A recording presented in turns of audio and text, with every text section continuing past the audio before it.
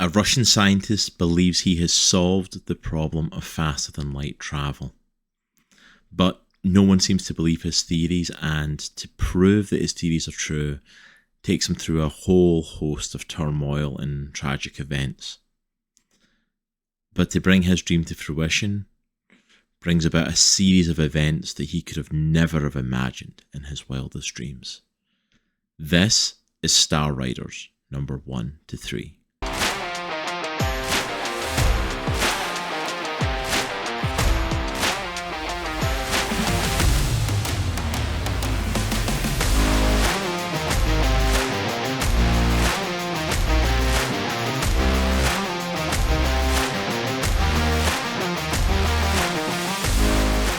Hello there, Geek Collective, and welcome to Geeks Plus Comics, where we are more than just your average geeks.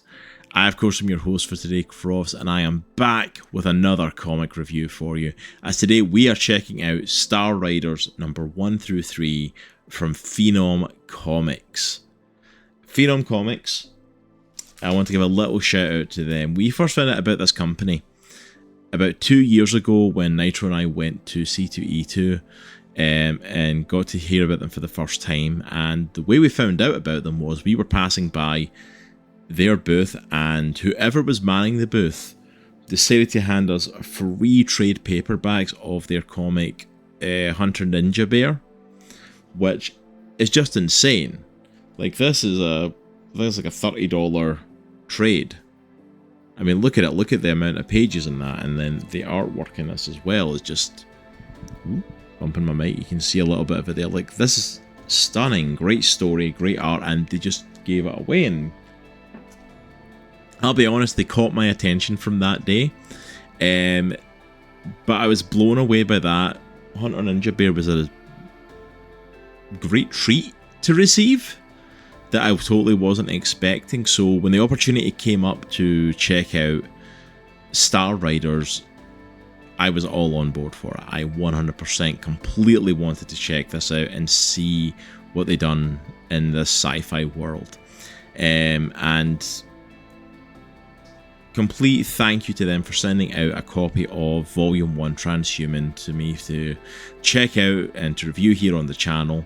They have funded and are putting out an entire first volume. I did receive the whole first volume. This review is only going to cover the first 3 issues. And that's simply because there is so much content in those first 3 issues that I'm like, if you want me to cover the whole volume in one video, it's going to be like over an hour video.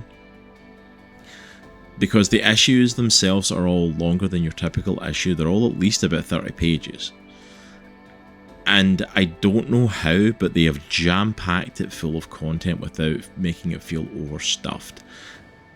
They've got so much stuff in there, and I felt like at the end of issue 3, it was a perfect... That's a good point to cut off, a good cliffhanger, a good ending point. So if people want to go and check out the comic after that, there's a whole host of other stuff for them to dive into. If you all do want me to check it out here on the channel and do a review on it, which I probably will at some point, then let me know in the comments down below that you want to hear about the rest of it. Leave me likes and comments just letting me know that this is something you want, and I will make it a priority to do. Absolutely. But for now, we're going to be jumping in to issues 1 through 3, and I cannot wait to talk to you all about Star Riders.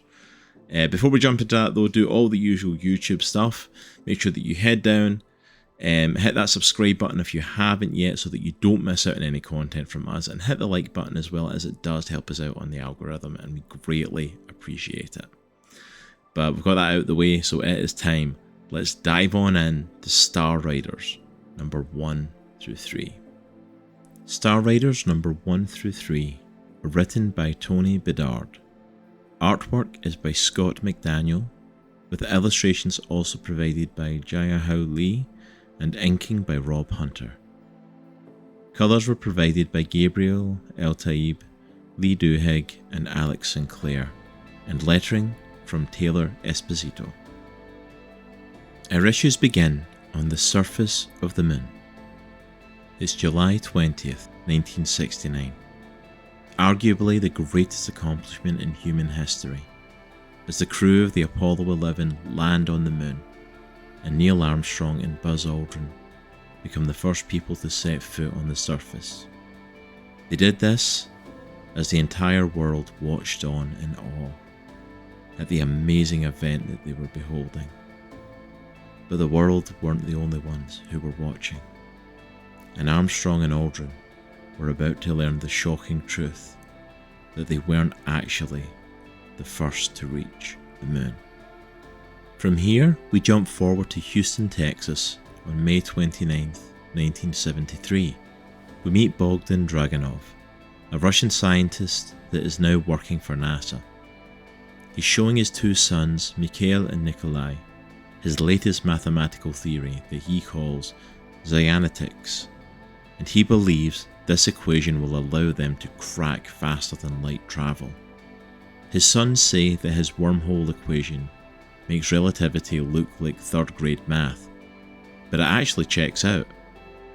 Bogdan was worried that no one else would get it. He showed it to one of his colleagues and he thought it was some sort of mathematical trick. Mikhail and Nikolai question if his colleagues trust him to not be lying about this, and he tells them that no, not exactly. He isn't that popular at work. This conversation is only exasperated when Bogdan's wife, Catherine, enters the room and tells him off for calling the boys Mikhail and Nikolai, and tells them to use their American names, Mike and Nick, so that no one will question their loyalties. This is where we find out Bogdan's history. A former Russian soldier that was sent to a forced labour camp in Peenemünde, Germany. The facility director, Erich von Essen, noticed that he was educated and put him to work designing propulsion systems for weapons.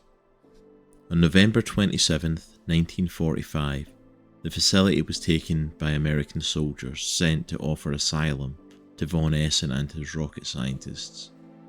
Von Essen had a grudge against Bogdan, as he was Russian and actually advised the captain to not take him with the other scientists. Bogdan was only 21 years old. He was too scared to speak up and defend himself as his fate was decided. He was terrified that he would be sent back to Russia, where he would undoubtedly be executed as a Nazi collaborator. The captain, however, made the call that even though he is not on the list of the people they were looking for, his bosses would be pretty pissed if he left behind an engineer responsible for a number of the engine designs. And besides, the US government don't seem to mind that von Essen's a Nazi, so he doesn't think that Bogdan being a Russian will be a deal breaker for them. We then get a rundown of the paralleled career paths of Erich von Essen and Bogdan Dragunov. Always with von Essen in charge of the project, with Bogdan being under him, but Bogdan being the one with the groundbreaking ideas and pushing the projects forward. It starts at Redstone Arsenal in 1951, where they are working with the US Air Force creating a new, more fuel-efficient engine while still allowing the jets to break the sound barrier. Von Essen is commended and given funding as long as he keeps the Russian engineer on his team.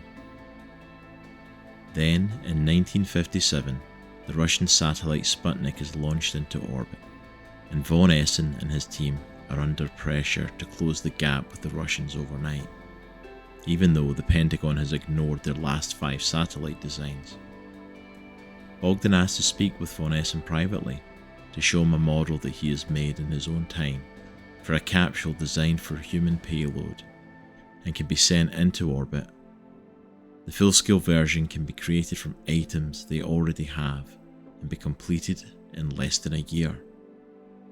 As von Essen asks what else Bogdan has been working on, he sees the proposal for faster-than-light travel, and von Essen's true feelings are revealed. His jealousy of Bogdan's ability mixes with his hatred of Bogdan's Russian heritage, and a Russian outdoing him boils over, and he tells him that he sees it as a bogus proposal made to show him up and cost him his career, and he won't let Bogdan sabotage him. And until he can fire him, he'll give him busy work to keep him out of the way. One of those busy jobs is collecting paperwork from the base commander secretary Catherine. And though he is a very mild-mannered guy, Catherine seems to be very interested in Bogdan and asks him out to dinner.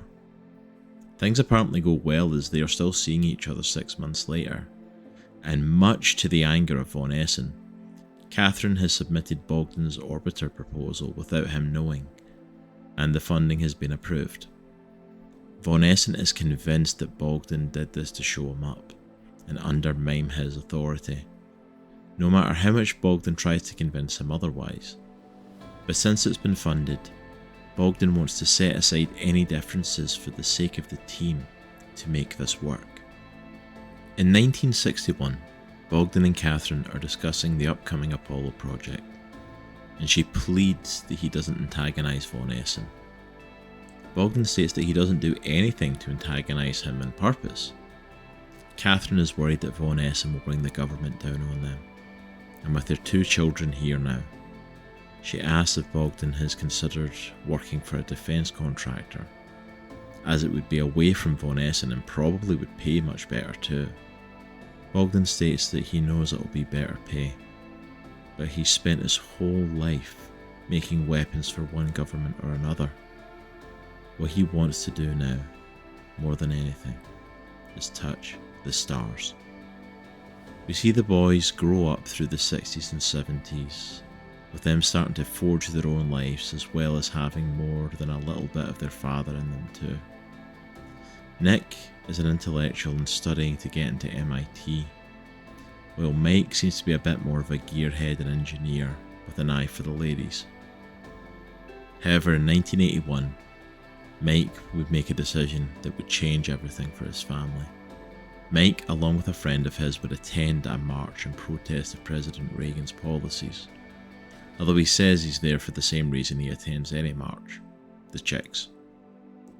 He is there in a shirt and hat reflecting Che Guevara, and Bogdan finds his son there and is furious at him.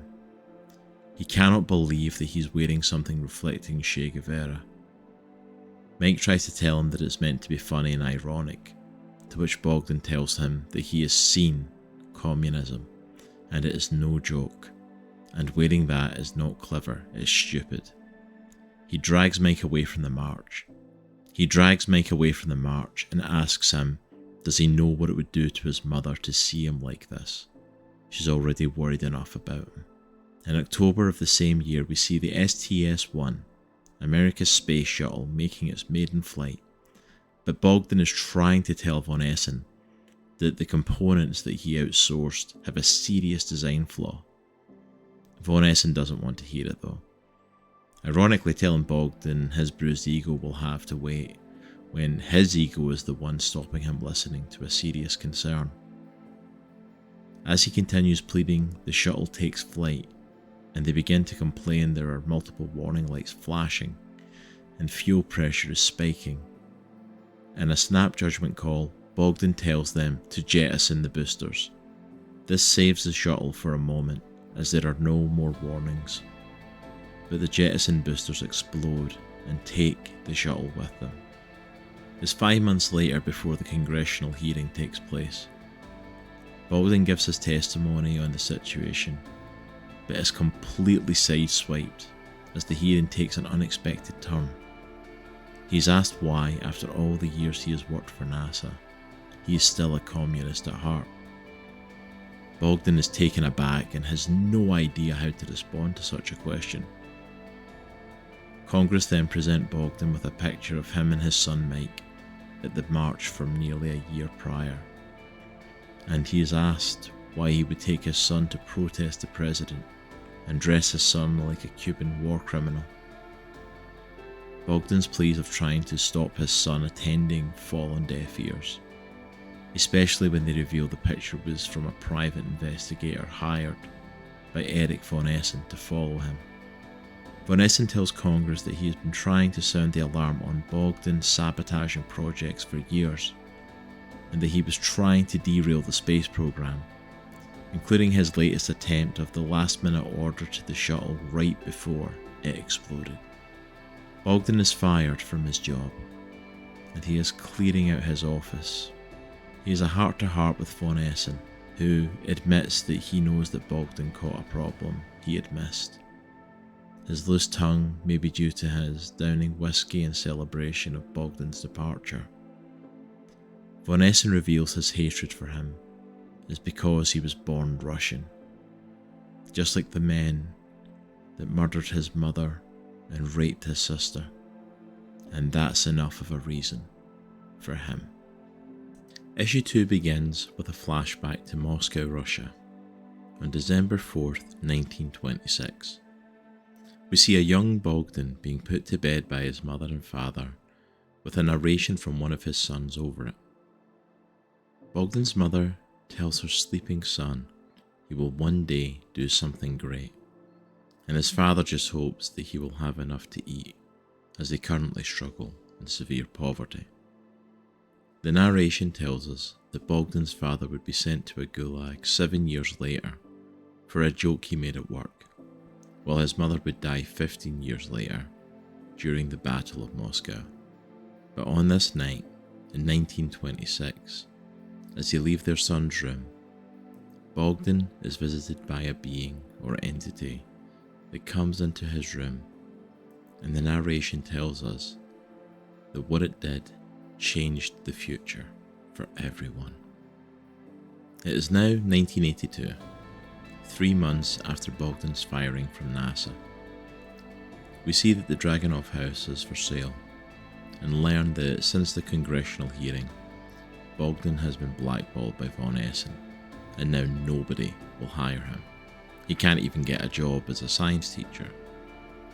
He's working at a diner along with Catherine, though they aren't making close to enough money to keep the house.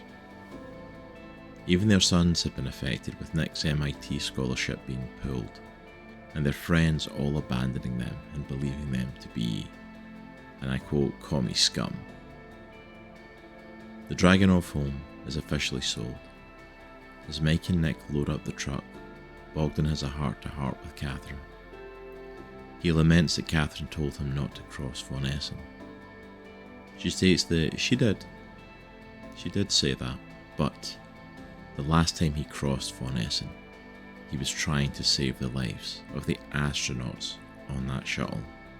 As she continues to encourage her husband that they still have what is most important, a pretty flashy sports car pulls up. The driver steps out and introduces himself as Javier Cobian. Catherine recognises the name from the closing papers on the house sale. He's the one that bought their house. He tells her that she is correct, as he hands them the keys to the house, saying he's given it back to them. He says that it's pocket change for him, and all he wants in return is for them to keep the home and to hear his proposal. Javier has made billions investing in tech that people called far-fetched, and his latest obsession is a private sector space program called the Star Rider Initiative, and he wants Bogdan to help him make it happen. We jump forward again, this time to January 1986. On this day, there are 2 shuttles preparing for launch. The first, NASA's Ares space shuttle, launching from Kennedy Space Center in Florida. The second is Star Rider 1, launching from Yuma, Arizona.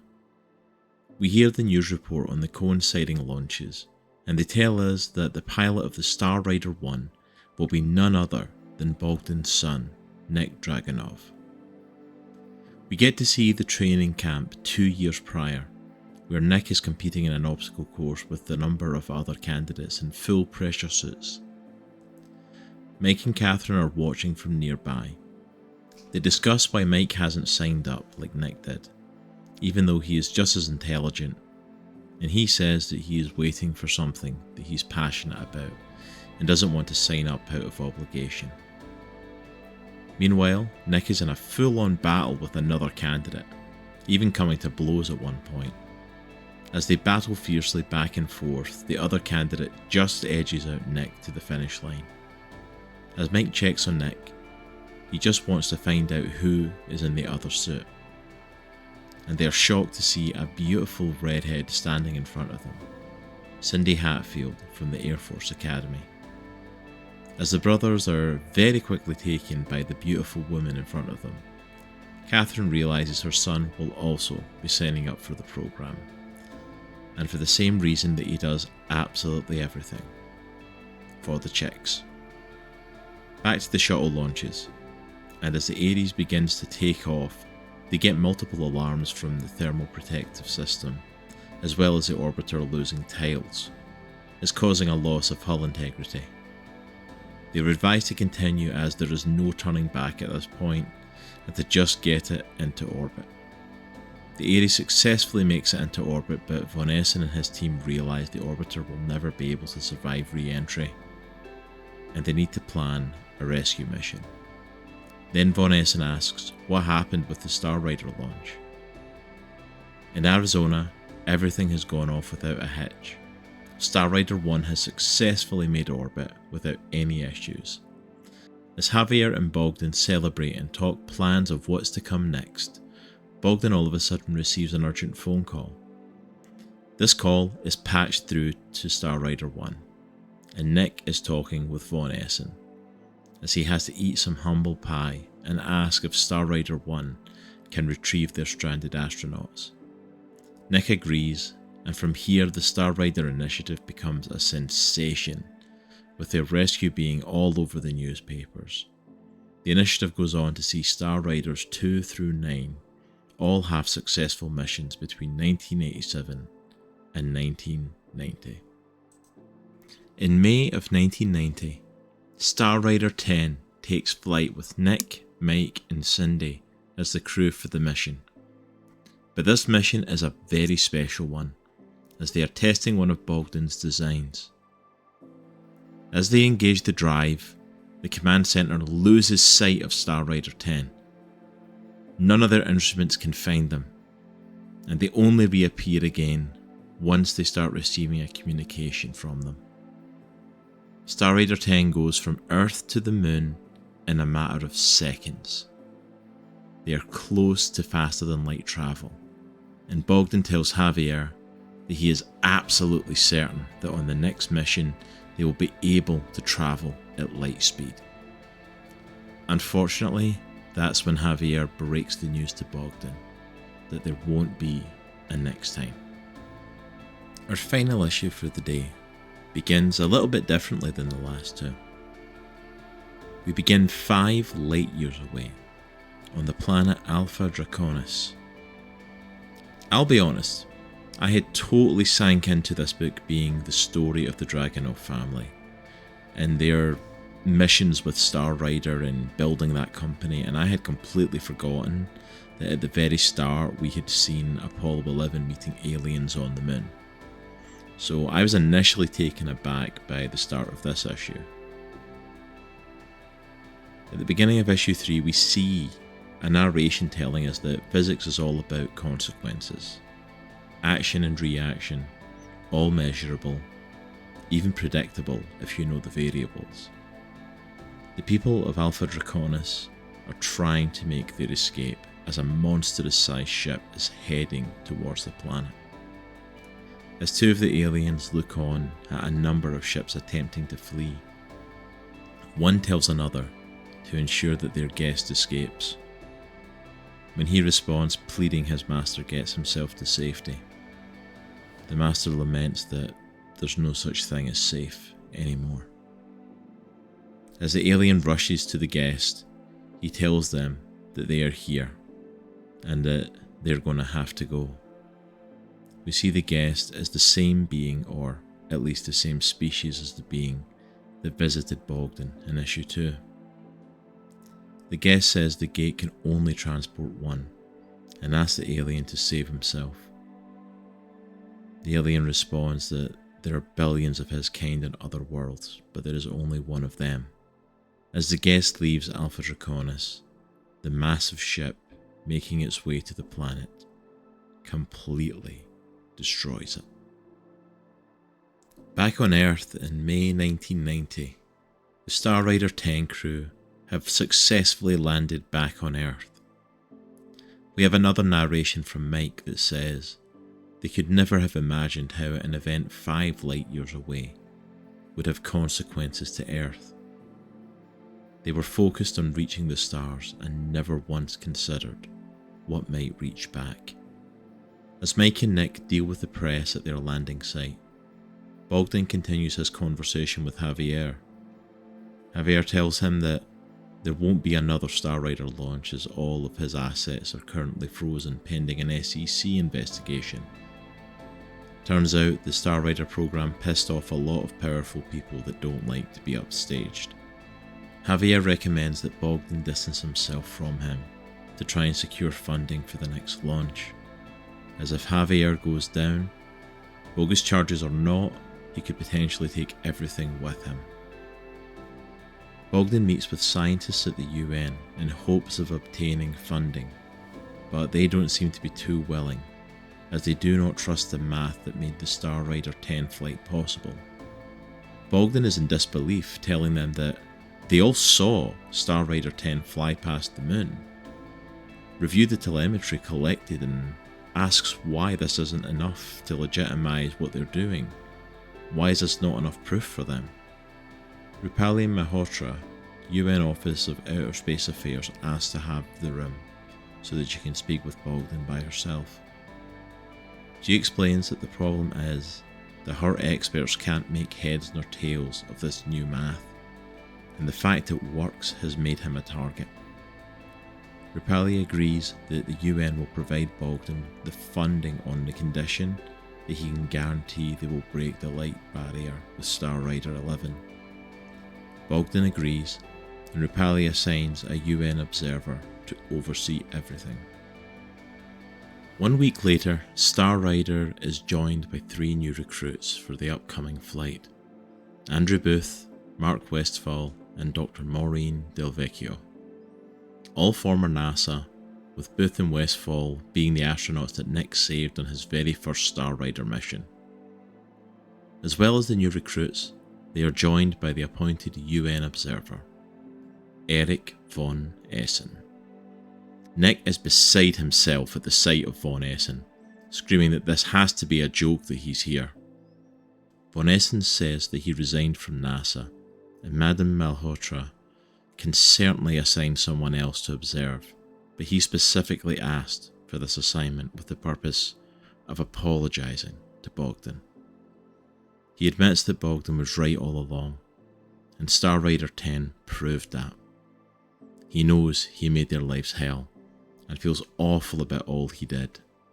He says he knows that he doesn't deserve forgiveness, but is begging for a chance to correct a lifetime of mistakes.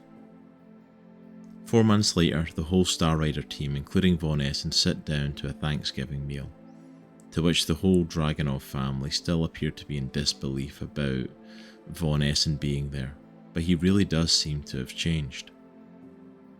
As conversations happen around the table, Cindy and Maureen are discussing supplies and life support for Star Rider 11, when Cindy turns the conversation to asking Maureen about her crush on Nick. Maureen is taken aback, thinking it was more secret than it appears to be, until Cindy advises against it, and she becomes defensive. Cindy tells her that Mike had mentioned Nick was burned badly by an ex, and has big trust issues, so right now he's so focused on Star Rider that he wouldn't notice the last woman on Earth. To which Maureen says, let it never be said that she backs down from a challenge.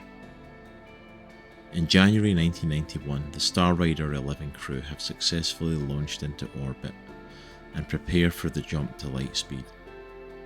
As they confirm with the command center that everything looks good, the team initiate the jump to Tach 1, the equivalent of Mach 1 but for light speed. 1 hour later, the engine burn terminates at the edge of the solar system. Star Rider was officially farther from home than any person in history had ever been. From Neptune, they are able to contact the command center and create history for the second time with a faster than light communication to talk to Earth in real time.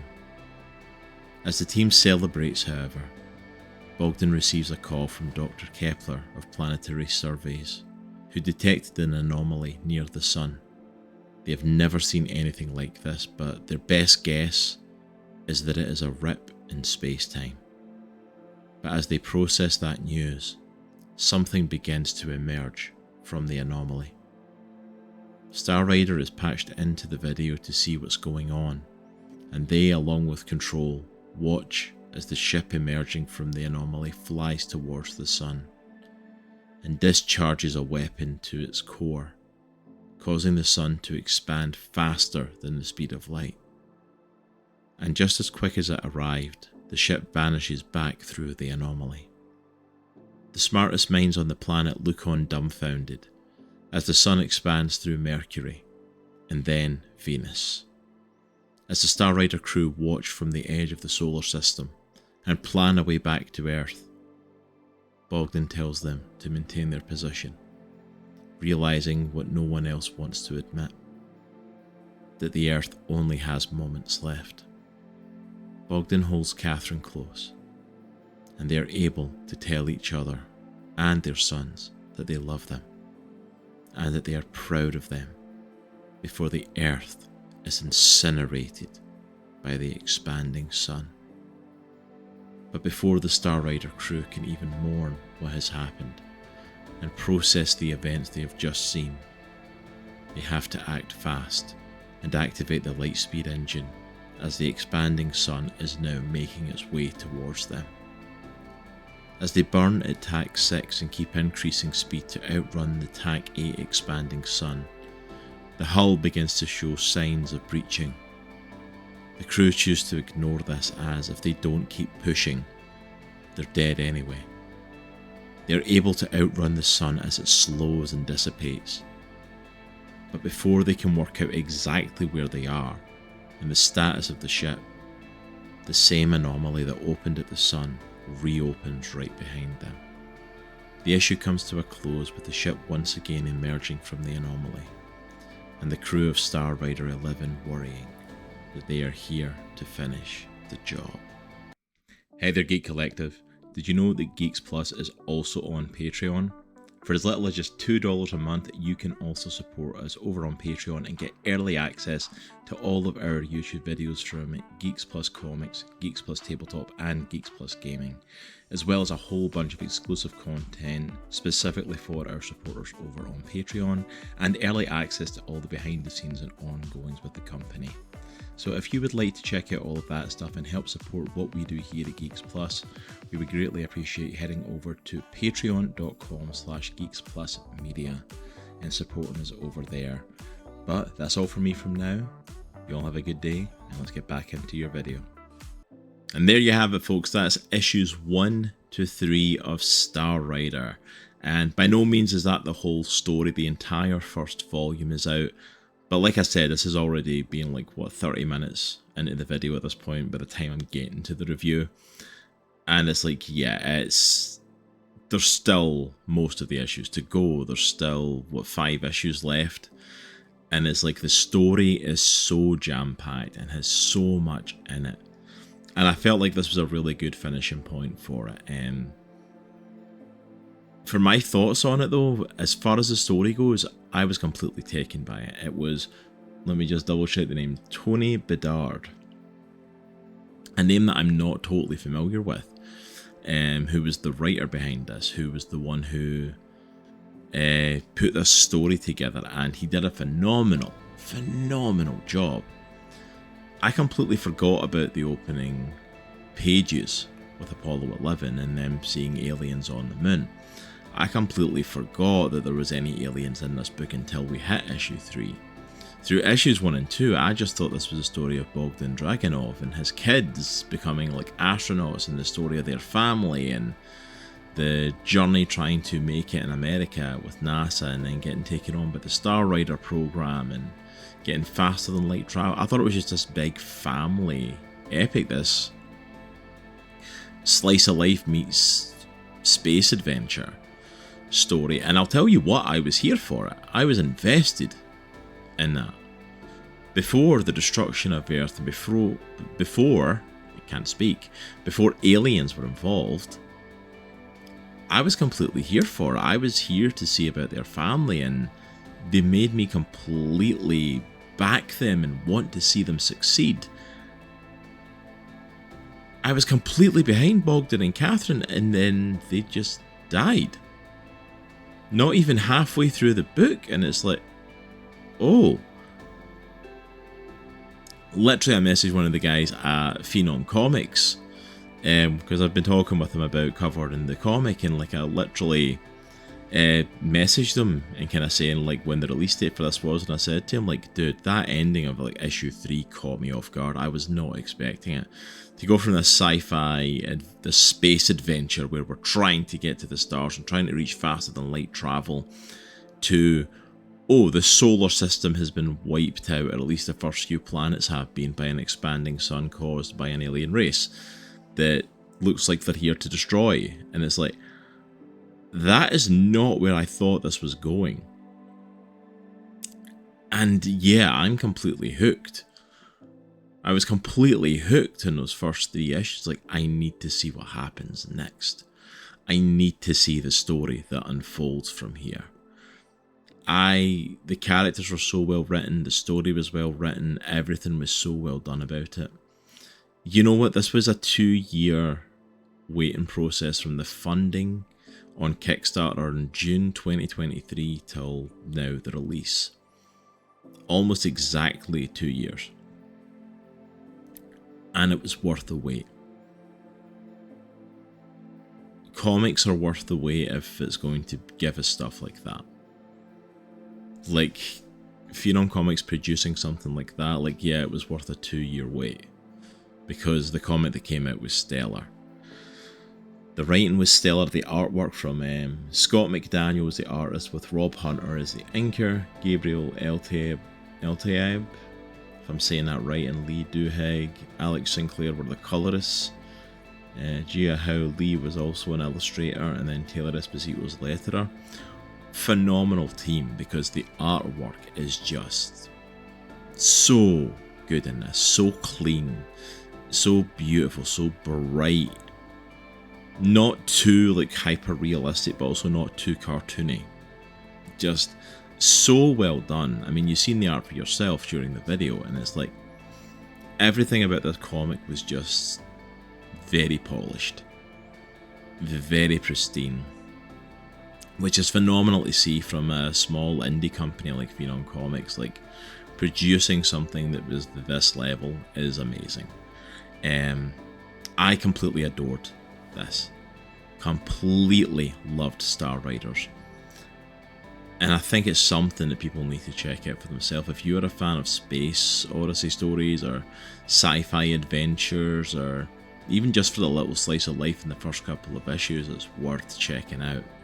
I was completely taken by this. This is definitely highly rated for me. This is definitely a must read for me. And it's got me really excited to read a lot more of what Phenom's got out and what they're doing. And I'm definitely going to be keeping an eye on this company going forward to see what's next from them. This was an absolute grand slam for them.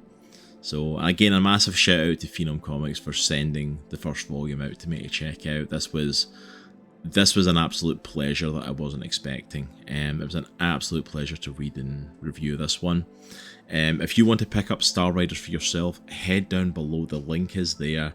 Go to Phenom's website and go grab it. You won't be disappointed by Star Riders, and check out what else they've got as well, because their other stuff is really good as well. Like, can't speak to the stories, but at the very least the artwork is just mwah, beautiful, on point. This was a great book. I'll be looking out for more of Tony Bedard and more of that whole artistic team. And I'll definitely be checking out stuff if I see their names on things going forward, because what they produced was phenomenal. So please go and check it out. Thank you so much for hanging out with me today. I know this has been a little bit of a longer one, but thank you for hanging out with me as we checked this out today. As we checked out Star Riders. This has been an absolute pleasure. Again, if you've not done it, make sure to go hit that subscribe button so you don't miss out on any videos we've got coming.